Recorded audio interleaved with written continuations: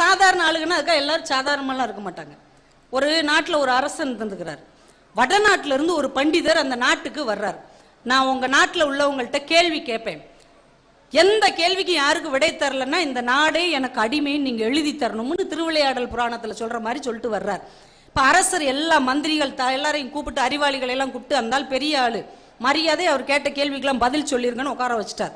இப்ப பண்டிதர் வந்து கேள்வியா கேட்கிறாரு, நம்ம ஆளுகளுக்கு பதிலே தெரில, திருன்னு முழிக்குதுங்க. இப்ப மன்னருக்கு ரொம்ப சங்கடமா போச்சு.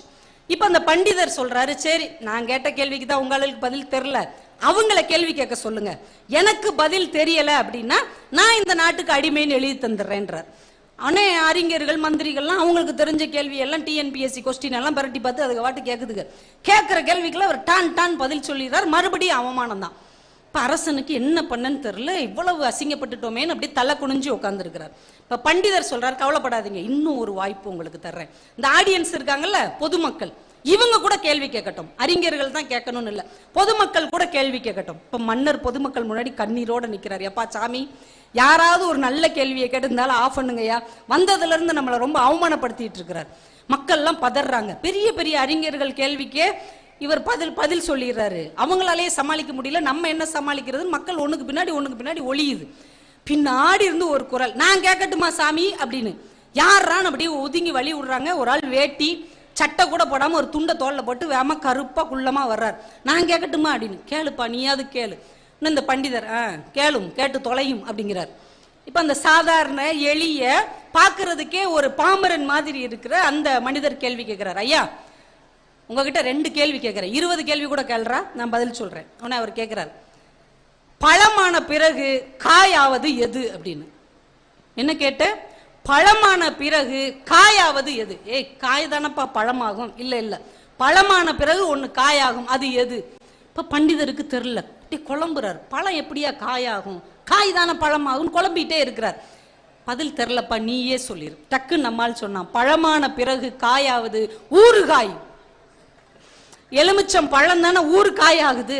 மிரண்ட இருந்தால் இன்னும் ஒரு கேள்வி கேள்வி தயவு செஞ்சு. சரி, காயான பிறகு பூவாவது எது அப்படின்னு இருக்கான். இவனையா ஒரே ரிவர்ஸ்லயே போறான்.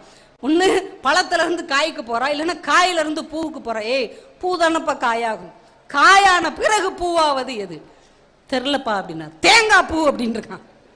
தேங்காவை துருவுனா தானே அது பூவு. மிரண்டுட்டு, இங்க உங்க ஊர்ல ஒரு சாதாரண ஆளுக்கு என்ன ஒரு அறிவு, நான் அந்த ஊருக்கு அடிமைன்னு சொல்லி எழுதி கொடுத்துட்டு போயிட்டார். போன உடனே ராஜா அவரை கூப்பிட்டார். சாமி, எங்கயா இருந்த? எந்த ஊர்ல இருந்த? நான் எங்கேயும் இல்ல, உங்க அரண்மனையில இருக்கிற சமையல்காரன் தான், உங்க வீட்டு கிச்சன்ல தான் இத்தனை வருஷம் இருந்தேன் அப்படின்னு இருக்காரு. இப்ப உலகத்திலே சாதாரணமாக இருக்கிற ஒருவர் எல்லா சூழலிலும் சாதாரணமாக இருக்க மாட்டார். அவருக்குள்ளும் ஒரு அறிவும் ஆற்றலும் இருக்கும் என்று இந்த தமிழ் மண் நமக்கு கற்றுக் கொடுத்தது. எல்லாத்தையும் சமமா பாரு. சங்க இலக்கியம் சொன்னது, பெரியோரை வியத்தலும் இளமே. இவங்களாம் ரொம்ப பெரியவங்க, அப்பா அப்படிலாம் ஆச்சரியப்பட மாட்டோம். சிறியோரை இகழ்தல் அதனினும் இளமே. இவெல்லாம் சாதாரண ஆளு அப்படின்னு யாரையும் இகழ மாட்டோம்.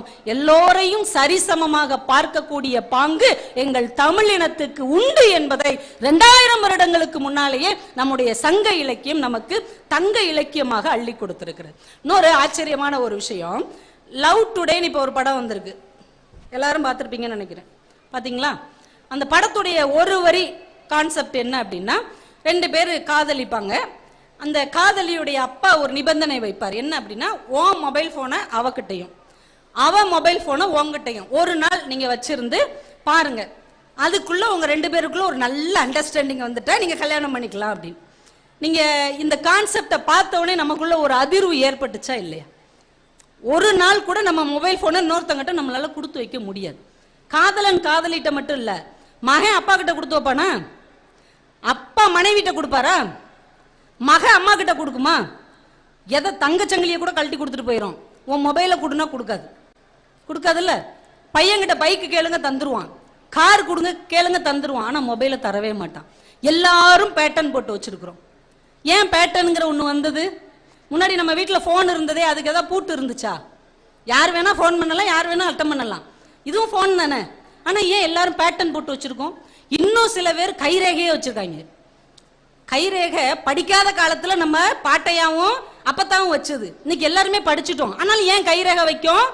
நம்முடைய பாமரத்தனம் அந்த மொபைல் போனுக்கு ஒளிந்திருக்கிறது என்பதால் தான் இன்றைக்கும் அதுக்குள்ள கைரேகை வச்சுட்டு இருக்கிறோம். பேட்டன் எல்லாம் அது கச்சமுச்சான்னு சைன் போட்ட மாதிரி பேட்டன் போட்டு வச்சிருக்காங்க. என்றைக்கு நம்முடைய மொபைல் போனுக்கு நாம் பேட்டன் போட ஆரம்பித்தோமோ அதற்கு பின்னால் குடும்பத்திற்குள் நம்பிக்கை என்ற ஒன்று குறைந்து போய்விட்டது என்றுதான் அர்த்தம். பேட்டன் போட்டு வைப்போமா, தைரியமா வச்சுட்டு போவோம்ல. பாத்ரூம் போனா கூட மொபைலோடயே போறாங்க நம்ம வீட்டு பிள்ளைங்க. ஏன்? யாராவது போன் பண்ணுவாங்க. மொபைல் போன் பூட்டப்பட்டு கிடக்கிறது என்றால் நாம் ஒருவருக்கொருவர் ஏதோ ஒரு வகையில் நம்பிக்கை துரோகம் செய்து கொண்டு இருக்கிறோம் என்பதுதான் உண்மை. இதை நம்ம ஒத்துக்கிடாட்டாலும் உண்மைதான். இப்போ ஒரு மொபைல் போனுக்குள்ள இந்த மாதிரி ஆயிடுச்சு. இன்னொன்று ஞாபகம் வச்சுக்கோங்க, ஒருத்தர் அனாதையாக்கணும்னு நீங்க முடிவு பண்ணிட்டீங்கன்னு வைங்க, இவனை நம்ம அனாதையாக்கணும்டா அப்படின்னா அவன் சொந்த பந்தத்தை பூரா காலி பண்ணணும்னு அவசியமே இல்லை. அவர் மொபைல் போனை திருடிட்டு வந்துருங்க. அவர் ஒரு வெளியூருக்கு போறாருன்னு வைங்க, மொபைல் போனை மட்டும் தூக்கிட்டு வந்துருங்க. அதனால அன்னையில இருந்து அனாதை தான். ஏன்னா யாரையும் கான்டாக்ட் பண்றதுக்கு நம்பர் தெரியாது, பணம் எடுக்கணும்னா ஏடிஎம் பின் நம்பர் தெரியாது, ஓலாவை கூப்பிட முடியாது, உபரை கூப்பிட முடியாது, வீட்டுக்கு போறது கூட அந்த கூகுளை தான் அவர் கேட்பாரு. ஒன்னும் தெரியாம அந்த பைத்தியமா ஆயிடுவார். அதனால ஒருத்தரை பழி வாங்கணும்னு நீங்க நினைச்சீங்கன்னா அவருக்கு செய்வினையும் வைக்க வேண்டாம், செயற்பாட்டு வினையும் வைக்க வேண்டாம், மொபைல் போனை தூக்கிட்டு ஓடியாந்துருங்க. ஏன்னா இன்னைக்கு மொபைல் போனுக்கு அப்படி ஒரு முக்கியத்துவம் கொடுத்துட்டு இருக்கோம். அன்னைக்கு ஒரு நாள் ட்ரெயின்ல போயிட்டு இருக்கோங்க சென்னைக்கு, நம்ம பொதிகையில திடீர்னு ஒருத்தர் எந்திரிச்சு மொபைல காணும்னார். பக்கத்து கம்பார்ட்மெண்ட்ல இருந்து ஒருத்தர் ஓடி என்ன சார் மொபைல காணலையா? ஆமா சார் காணல சார். அப்பனா உங்க சார்ஜர் கொடுங்க சார், கொஞ்ச நேரம் சார்ஜ் போட்டுக்கிறேன் அப்படிங்க. மனுஷங்களுடைய மனசு எவ்வளவு மோசமா போச்சு பாருங்க. இன்னைக்கு மொபைல மாத்தி கொண்டோம் என்றாலே நமக்குள்ளே இருக்கிற நம்பகத்தன்மை குறைந்து போய் விடுகிறது. ஆனால் காதல் எப்படி நம்பகத்தன்மையோடு இருக்க வேண்டும் என்று நம்முடைய இலக்கியம் ஒண்ணு சொல்லுது. என்ன இலக்கியம் தெரியுமா? சிலப்பதிகாரம். ஐயோ சிலப்பதிகாரமான்னு ஓடக்கூடாது, சரியா? சிலப்பதிகாரம். நாகரீகம் அப்படிங்கிறதுக்கு ஒரு அழகான ஒரு விஷயத்தை சிலப்பதிகாரம் சொல்லுது. அவங்க ரெண்டு பேரும் கண்ணகி மதுரையை எரிச்சிடுறாங்க, ரெண்டு பேரும் இல்ல. இப்ப மாதவிக்கு மக இருக்கிறா இல்லையா மணிமேகலை, அவங்க கணிகையர் குலத்தை சேர்ந்தவங்க, நடன குடும்பத்தை சேர்ந்தவங்க. இப்ப அடுத்த தலைமுறை என்ன செய்யணும்? டான்ஸ் ஆட வரணும். இப்ப மாதவியோடைய தோழி சொல்றா, நீ அவங்க எல்லாம் போயிட்டாங்க, இனிமே மணிமேகலையை உன்னைய மாதிரி நீ வளர்க்கணும், அவளை திரும்பவும் ஆடுறதுக்கு கொண்டு விடு. இப்ப மாதவி என்ன சொல்லணும்? அவ என்னைய மாதிரிலாம் இருக்க மாட்டா, அவ வேற மாதிரி வளர்க்க போறேன் அப்படித்தானே சொல்லணும். அவ சொல்றா, இவ என் மக கிடையாது, மணிமேகலை என்ன என்னுடைய மகள் நான் நினைச்சேன். அவ யாருடைய மகள் தெரியுமா? காவலன் பேரூர் கணையெறி ஊட்டிய மாபெரும் பத்தினி கண்ணகி மகள் மணிமேகலை. மாதவி சொல்றா சார். ஒரு காப்பியத்தில் நெகட்டிவ் கேரக்டர் என்று நாம் பார்க்கக்கூடிய ஒரு வில்லி கதாபாத்திரமாக நாம் பார்க்கக்கூடிய ஒரு கதாபாத்திரம் என்ன சொல்லுது? இவ கோவலன் மகன் கூட சொல்லியிருக்கலாம் இல்லையா? இவ கண்ணகி மக. எப்படிப்பட்ட கண்ணகி? அந்த மதுரையை எரிச்சா பாத்தியா தன்னுடைய சொல்லால், அப்படிப்பட்ட மாபெரும் பத்தினியின் மகள் இனிமே இந்த தொழிலுக்கு வரமாட்டா. இதுதான் மிகப்பெரிய நாகரீகம். பண்பாடு அப்படின்னா என்ன தெரியுமா? இந்த சிலப்பதிகாரத்திலே நான் சொல்றேன். தேரா மன்னா செப்புவதுடைய நெல்லரு சிறப்பினியமையப்ப புல்லரு புன்கண் தீர்த்தோ நன்றியும் அப்படின்னு ஒரு பெரிய பாட்டு சொல்லி அவங்க கோவலன் குற்றமற்றவன் கண்ணகி நிரூபிச்சாங்க இல்லையா? அது எப்படி நிரூபிச்சாங்க? எல்லாருக்கும் அந்த படம் ஞாபகம் இருக்கும், நம்ம விஜயகுமாரி அம்மா நடிச்ச படம். உடனே பாண்டிய மன்னன் அந்த சிலம்பை வாங்கி உடைப்பான். அவங்க சிலம்பு, நம்ம பாண்டிய நாட்டு சிலம்பு என்ன உள்ள இருக்கும்? முத்துக்கள் இருக்கும். ஏன்னா பாண்டிய நாட்டினுடைய சொத்து முத்துக்கள். அவ சோழ நாட்டுக்காரி, அவளுடைய சிலம்பை உடைச்ச உடனே உள்ள என்ன இருக்கும்? மாணிக்க பரல்கள் இருக்கும். அவங்க நாட்டுல மாணிக்கம் நிறைய கிடைக்கும். இப்ப இதை வச்சுதான் கோவலன் குற்றமற்றவன் நிரூபிப்பாங்க. இதுல நீங்க ஒரு நுட்பத்தை கவனிச்சிங்களா?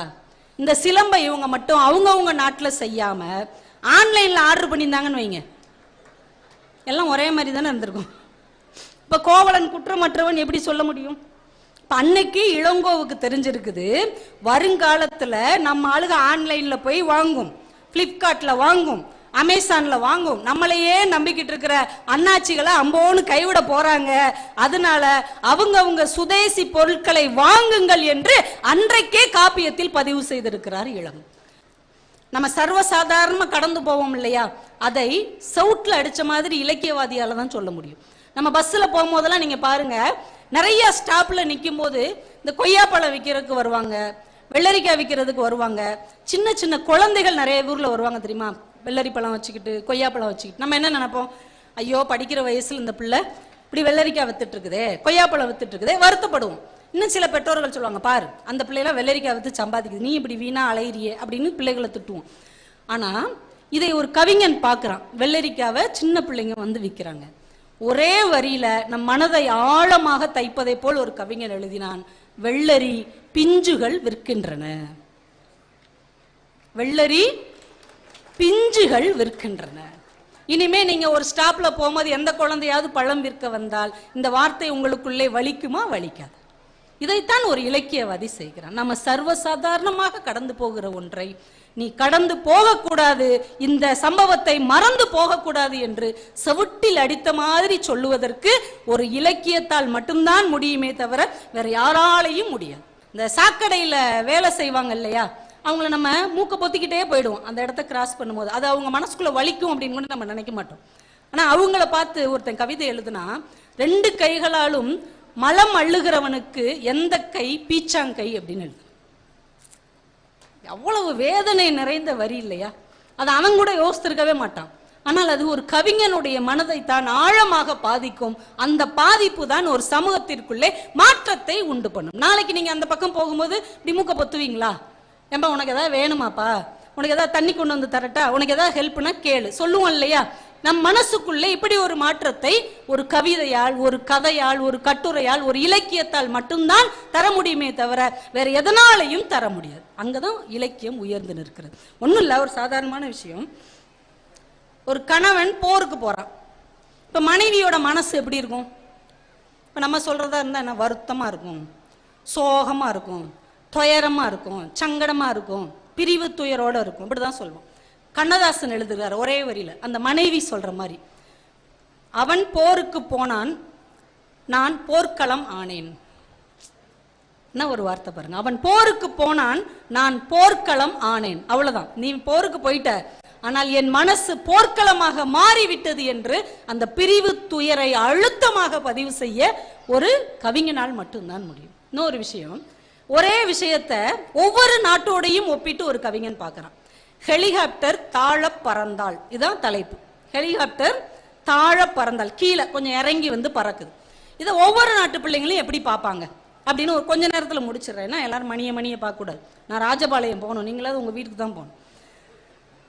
அவர் எழுதுறார், ஹெலிகாப்டர் தாழ பறந்தாள், இந்திய பிள்ளை ஏக்கத்தோடு பார்க்கும். அதையோ நம்மளுக்கெல்லாம் இப்படி ஒரு வாய்ப்பு இல்லையே அப்படின்னு ஏக்கமா பார்க்குமா. இந்திய பிள்ளை ஏக்கத்தோடு பார்க்கும். அமெரிக்க பிள்ளை கடிகாரத்தை பார்க்கும். ஏன், நம்ம அப்பா வர்ற நேரம் ஆயிடுச்சா அப்படின்னு. ஏன்னா அவங்க அப்பா ஹெலிகாப்டர்ல வருவாராமா, அமெரிக்காக்காரங்களாம் பணக்காரங்க, அதனால அப்பா வந்துட்டாரா அப்படின்னு கடிகாரத்தை பார்க்குமா. ஹெலிகாப்டர் தாழ பறந்தா. ஜப்பான்கார பிள்ளை கணினியை பார்க்கும். இது எந்த மாடல், இது மாதிரி நம்ம கிட்ட இருக்கா, இல்ல இதை விட அட்வான்ஸ் மாடல்ல நம்ம செய்ய போறோமான்னு அது கம்ப்யூட்டரை பார்க்கும் ஜப்பான் பிள்ளை. ஹெலிகாப்டர் தாழ பறந்தால் இந்திய பிள்ளை ஏக்கத்தோடு பார்க்கும், அமெரிக்க பிள்ளை கடிகாரத்தை பார்க்கும், ஜப்பான் பிள்ளை கணினியை பார்க்கும், இலங்கை பிள்ளை பதுங்கு குழியை பார்க்கும். இலங்கை பிள்ளை பதுங்கு குழியை பார்க்கும். ஐயோ பக்கத்துல வருது, அப்ப குண்டு போட்டுருவாங்க அப்படின்னு பதுங்கு குழியை தேடி அது ஓடும். எல்லாருமே ஒரே வயசுல இருக்கக்கூடிய குழந்தைகள் தான். ஆனால் ஒரே வயதில் இருக்கக்கூடிய குழந்தைகள் ஒவ்வொரு நாட்டிலும் ஏன் வேற வேறு தாக்கத்தோடு அவர்கள் வாழ்கிறார்கள். ஒரு போர், ஒரு யுத்தம், ஒரு சண்டை, ஒண்ணுமே தெரியாத குழந்தைகளின் கனவை, ஒண்ணுமே தெரியாத ஒரு குழந்தைகளின் உன்னதமான லட்சியத்தை எவ்வளவு வேகமா அழித்து விட்டு போகிறது. இதை யாராவது நாட்டுக்கு இடையில போய் சொல்ல முடியுமா? ஆனால் ஒரு கவிஞன் இதை சொல்லும் போது ஒருவேளை ஆட்சியாளர்கள் காது கொடுத்து கேட்டால் அவர்கள் மனசு மாறுவதற்கு வாய்ப்பு இருக்கிறது தானே. இதை நீங்களும் நானும் செய்ய முடியாது. ஒரு இலக்கியவாதியால், ஒரு கவிதையால் மட்டும்தான் செய்ய முடியுமே தவிர வேற யாராலையும் இதை செய்யவே முடியாது.